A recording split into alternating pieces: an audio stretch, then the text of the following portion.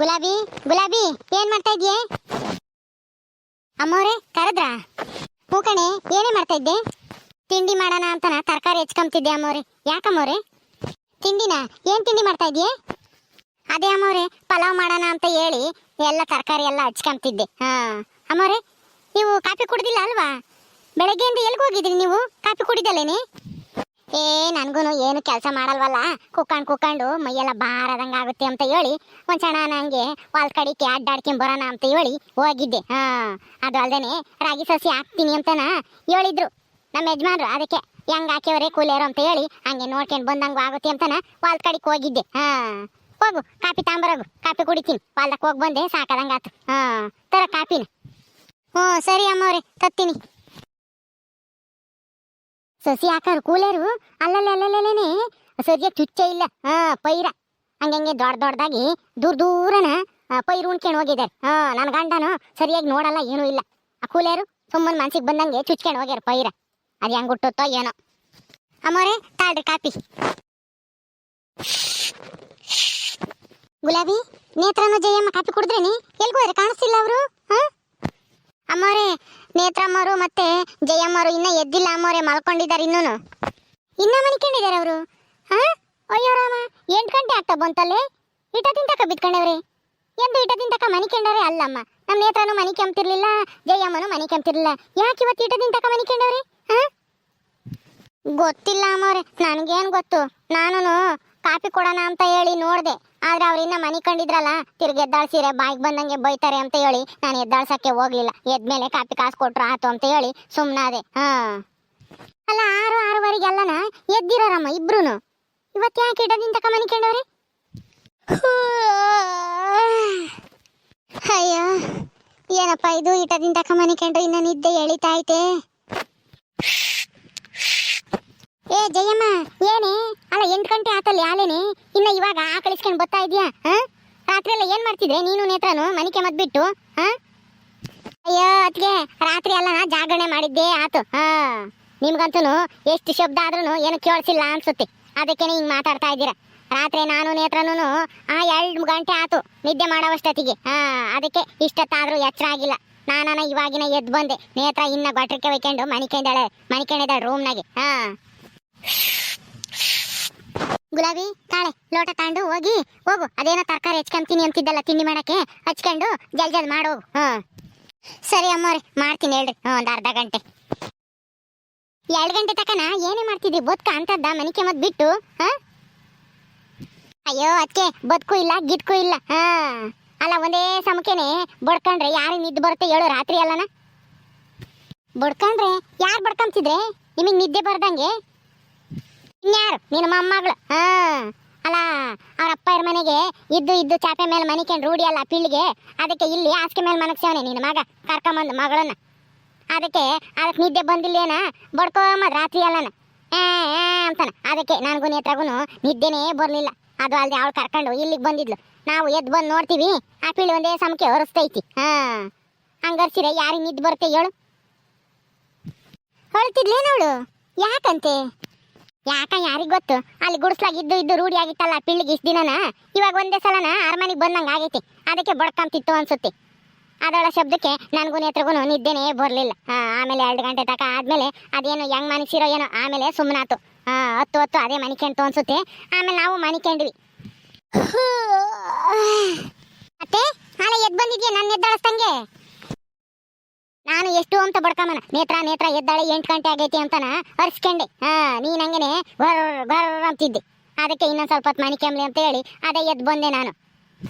ಅಯ್ಯೋ ರಾಮ, ಆ ಪಿಳ್ಳಿ ಅಳ್ತಿತ್ತು ರಾತ್ರಿ ಎಲ್ಲನ, ನಿದ್ದೆನೇ ಬರ್ಲಿಲ್ಲ ಕಣಮ್ಮ. ಅದಕ್ಕೇನೆ ಈಟದಿಂದ ತಕ ಮನಿಕೊಂಡಿದ್ವಿ. ಇಲ್ಲಾಂದ್ರೆ ಈಟತಿಗೆ ಎದ್ದು ಕಾಪಿ ಗಿಪಿ ಕುಡ್ದು ಹೋಗ್ತಿದ್ವತ್ತ. ಎಲ್ಲ ನಂಗೆ ಓಡಾಡ್ಕೊಂಡ್ ಬತ್ತಿದ್ವಿ ಹೊಲ್ ಕಡೆಗೆ ಹೋಗಿ. ನಾನು ಅಷ್ಟೇನು ಇನ್ನ ಕಾಪಿ ಕುಡ್ದಿಲ್ಲ. ಈ ಗುಲಾಬಿ ಏನ್ ಮಾಡ್ತಾ ಇದ್ದಾಳು? ಕಾಪಿ ತಂದ್ಕೊಡು ಅಂತ ಹೇಳತ್ತೆ. ತಂದ್ಕೊಡ್ಲಿ ಜಾಲ್ದು. ಇನ್ನ ಕಾಸಿದಾಳ ಇಲ್ವೋ? ಬಿಡ ಮಾತ್ಲಾಗೆ, ಈಗ ಇನ್ನೇನ್ ಕಾಪಿ ಕುಡಿತೀರಾ? ಇನ್ನೇನ್ ಫಲ ಮಾಡ್ತಾಳಂತೆ. ತಿಂಬಿರೇನ್ ಬಿಡ್ರಿ ಒಂದೇ ಸಲನ. ಈ ಕಾಪಿ ಕುಡಿದ್ರೆ ತಿರುಗಿ ತಿಂಡಿ ತಿಂಬಕ್ ಸರ್ ಬರಲ್ಲ. ಹ್ಞೂ ಕಣತೆ, ಕಾಪಿ ಏನು ಬೇಡ ಬಿಡತ್ಲಾಗೆ. ನನಗೇನು ಕಾಪಿ ಬೇಡಮ್ಮ. ನೀನೇನು ಕುಡಿಬೇಕೆ? ಬಿಡು, ನಾನು ಒಬ್ಳು ಇನ್ನೇನು ಕುಡಿಯೋಣ. ನೀನು ಕುಡಿಯಲ್ಲ ಅಂತಂದ್ರೆ ನನಗೂ ಏನು ಬೇಡ ಬಿಡು.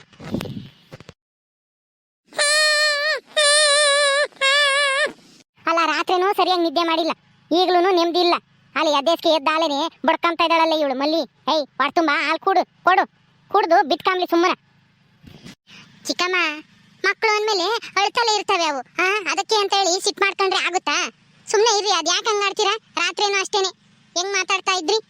ಮಕ್ಕಳು ಅಂದ್ರೆ ಏನ್ ಮಾಡಕ್ಕಾಗುತ್ತೆ? ಸುಧಾರಿಸ್ಬೇಕು. ಅವ್ರಿಗೇನ್ ಗೊತ್ತಾಗುತ್ತಾ ಹೇಳಿದ್ರೆ? ಅಯ್ಯೋ ಅಯ್ಯೋ ಅಯ್ಯೋ, ಹೊಟ್ಟೆ ತುಂಬ ಹಾಲು ಕುಡ್ಸು ಅಂತ ಹೇಳಿದಕ್ಕೆ ನನ್ನ ಮೇಲೆ ಜೋರ್ ಮಾಡ್ತಾಳಲ್ಲ ಅದಕ್ಕೆ ಇವಳು. ನೋಡ್ದೆ ನೀನ್ ಹತ್ರ ಹೆಂಗ್ ಬೈತಾಳೆ ಇವಳು ನನ್ನ. ಏಯ್ ಮಲ್ಲಿ, ಏನೇ ನಮ್ಮ ಅತ್ತೆ ಅಂದ್ರೆ ಅಷ್ಟು ಸಲ ಮಾಡ್ಕೊಂಡೇನು? ಅವ್ರಿಗೊಂದ್ ಸ್ವಲ್ಪನೂ ಬೆಲೆ ಗೌರವ ಕೊಡಲ್ವಲ್ಲ? ಹೆಂಗ್ ಮಾತಾಡ್ತಾ ಇದ್ಯಾ? ದೊಡ್ಡವರು ಚಿಕ್ಕವರು ಅಂದಂಗೆ. ಓ, ನಿನ್ ಮಗಳು ರಾತ್ರಿ ಎಲ್ಲ ಅಳ್ತಿದ್ಲಲ್ಲ, ನಾವಿಬ್ರು ನಿದ್ದೆನೆ ಮಾಡಿಲ್ಲ. ಈಗಲೂ ಅಳ್ತಾ ಇದ್ರೆ ಈ ಮನೆಗೆ ಯಾರಿಗೆ ತಾನೇ ನೆಮ್ಮದಿಯಾಗಿರಕ್ಕಾಗುತ್ತೆ ಹೇಳು? ಅದಕ್ಕೆ ಹೊಟ್ಟೆ ತುಂಬ ಹಾಲು ಕೊಡು ಅಂತ ಹೇಳ್ತಾ ಇರೋದು. ಮಕ್ಕಳನ್ನ ನೋಡ್ಕೊಳಕ್ಕಾಗಲ್ಲ, ಏನೂ ಇಲ್ಲ. ಅದು ಯಾಕೆ ಮಕ್ಕಳು ನೀರ್ತಿರೋ ಏನೋ ನಿಮ್ಮಂತಾರೆ ಎಲ್ಲನ.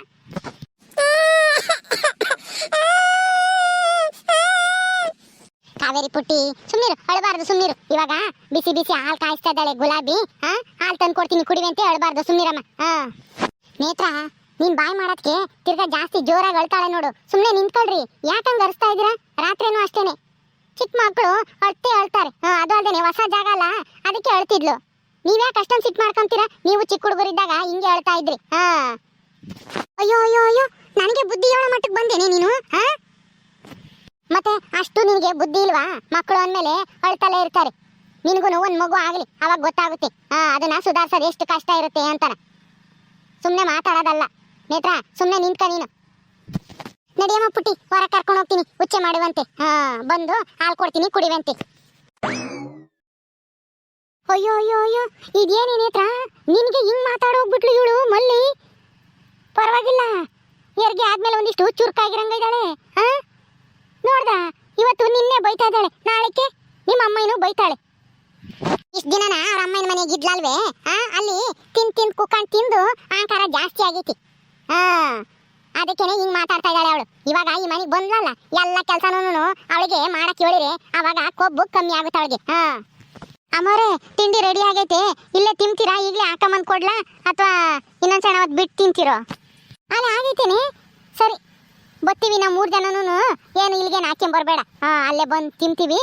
ಹೋಗು ನೀನು, ಹೋಗಿ ಯಾತನ ಮಧ್ಯಾಹ್ನಕ್ಕೆ ಯಾತನ ಸಾರು ಪಾರು ಇಲ್ಲ ಅಂತಂದ್ರೆ ಮಾಡೋಗಿ.